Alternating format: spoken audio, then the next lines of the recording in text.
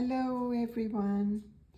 Lately I have been reading about black chana or black chickpea and was fascinated to find out that it has a higher protein and fiber content per serving compared with the regular white chickpea, which we are so familiar with.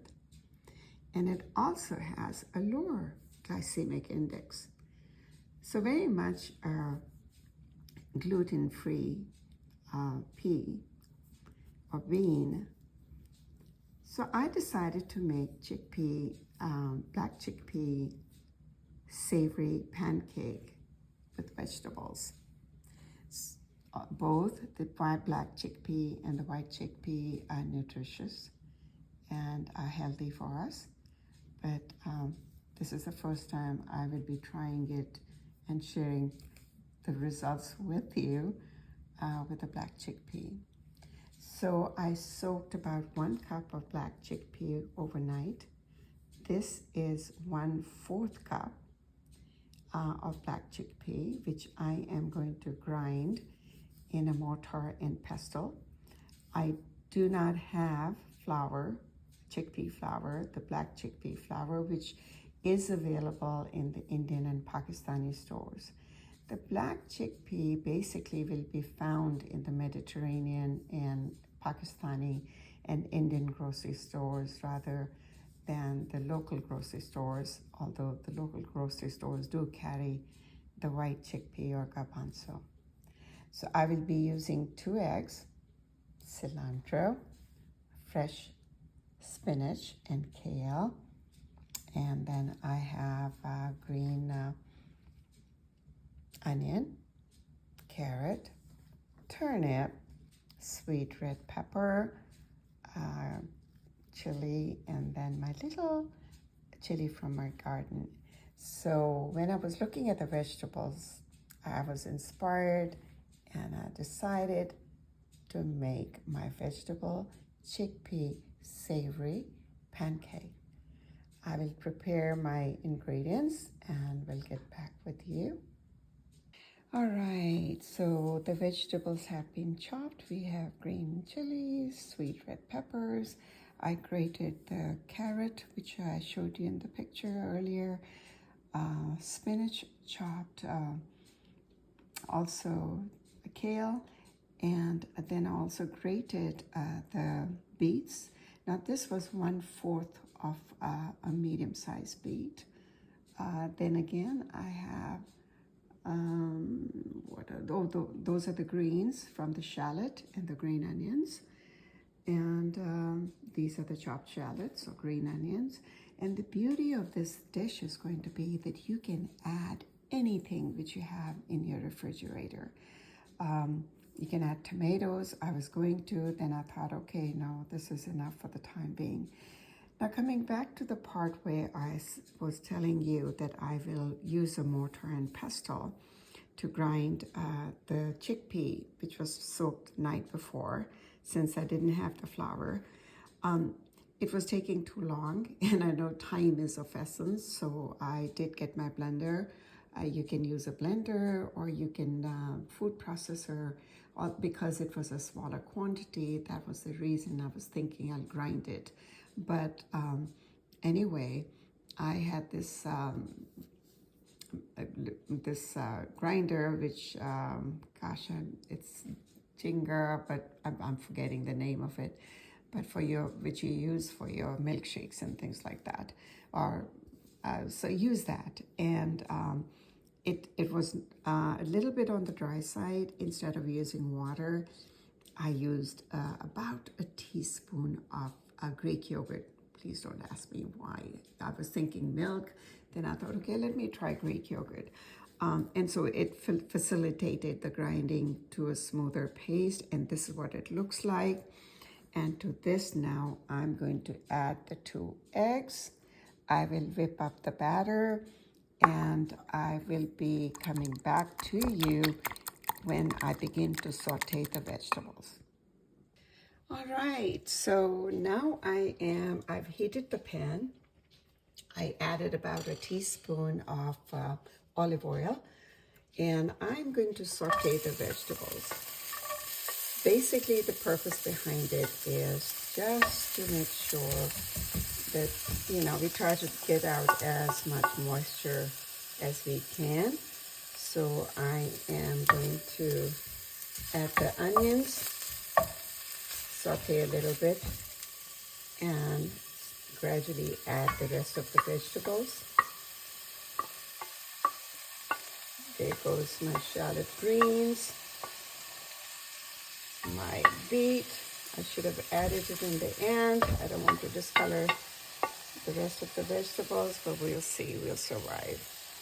And my spinach and baby kale.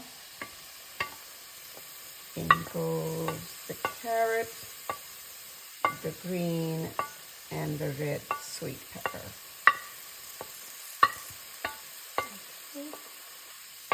Here we go.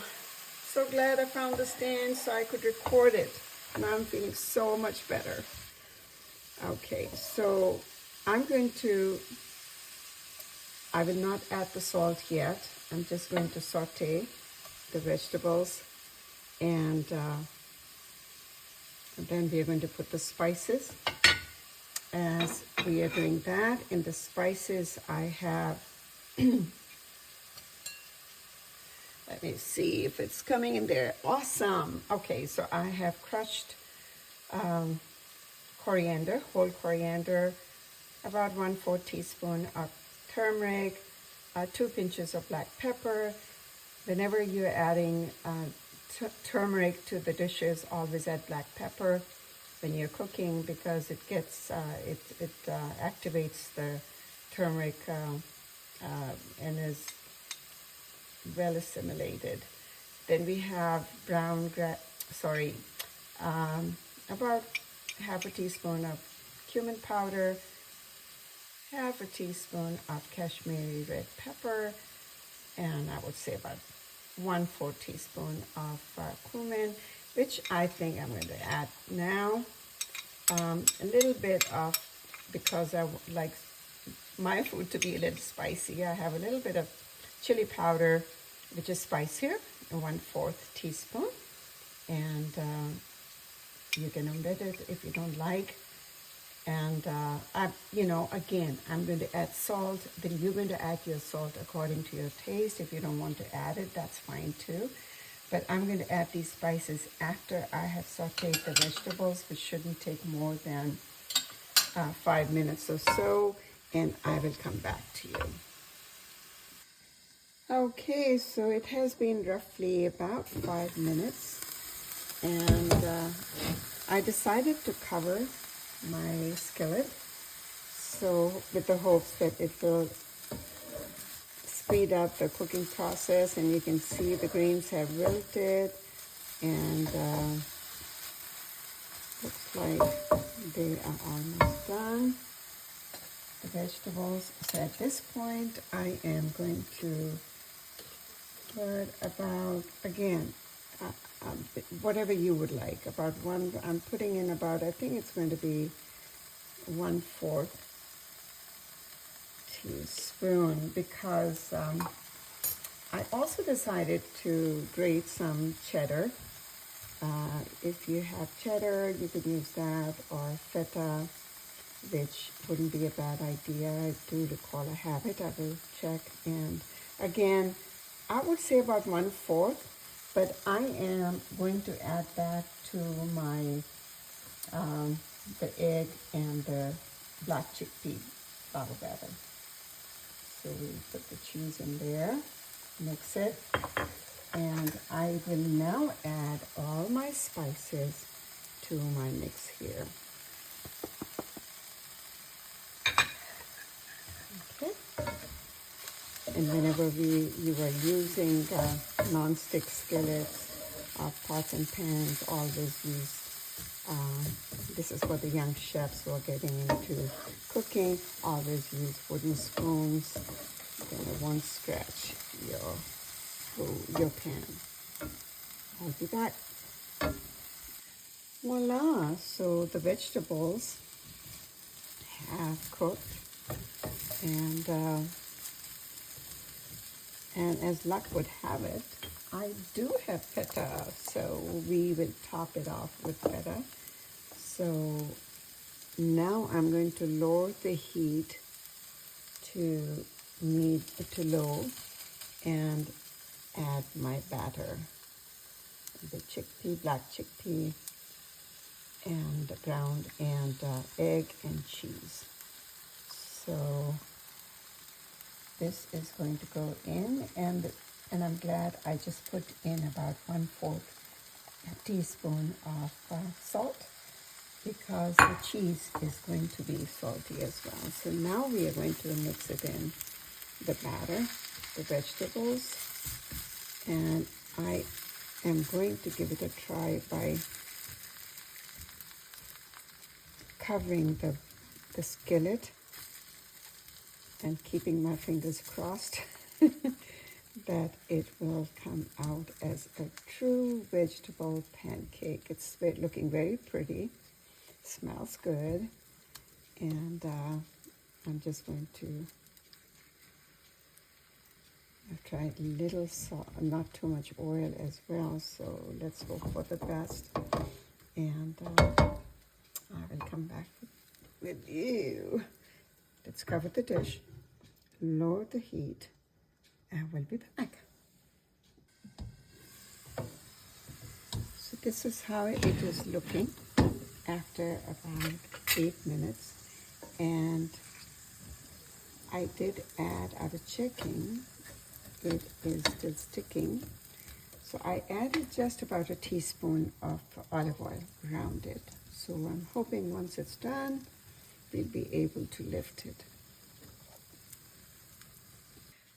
All right, so this is how it is looking like, very colorful. Now you can tell I did try to separate. It is breaking up a little bit, but I have an idea.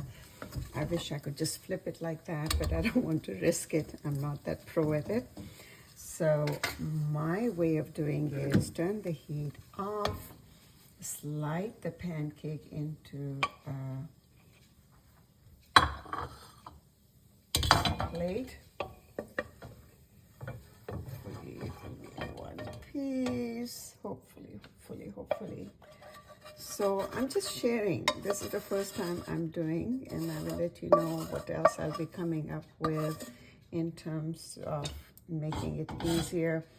So slide it on a plate, put another plate on top, because could be that I had more vegetables than necessary, but I want it to be a vegetable rich pancake. So get the plate, flip it over, and then slide it back. So I'm going to turn the heat on. Basically it is done because it was cooked, covered, but I would like to do the other side also. So actually it is a meal in itself. And if you are not vegan, then you can always add some chopped chicken, your leftover chicken, or add some chopped, whatever meat you would like to. I think tofu would be good too. So add that to the mix, and I think we did pretty good. I did take a pinch off the broken pieces, and it really does taste good. So it is like a meal. You can have it for breakfast, you can have it for dinner, and I will show you the final look after I have cooked it for, I would give it another 5 minutes or so, and I'm not going to cover it now because it has a nice crust to it at the top. So we're going to let it sit for about 5 minutes on low heat, so the lower portion also gets cooked. As I said earlier, it is cooked. So we will see. I will talk to you in a little bit. So this is my plated version. I did put in some fetas and sprinkle some cilantro, chopped cilantro. You don't have to. There are enough vegetables in there. I'm not even sure if I would be able to finish both pieces, but a wonderful dish to prepare. If you're single, you can save it for the leftovers for the next day, or for the evening, your dinner, or share it with the family. And of course, you have some strawberries and some cherries to complement that as your fruit. Berries are good for you. I know I use 2 plates. I can hear my mother saying so many plates to use to wash. And well, I'm just learning. So I hope you enjoy the dish. Let me know. It is delicious, believe me. As I said earlier, I was nibbling on some of the pieces which came off, and perfect it according to your taste and what you like to do, because that's the purpose of the dish in cooking, that, you know, improvise. Enjoy, take care, stay blessed. Bye.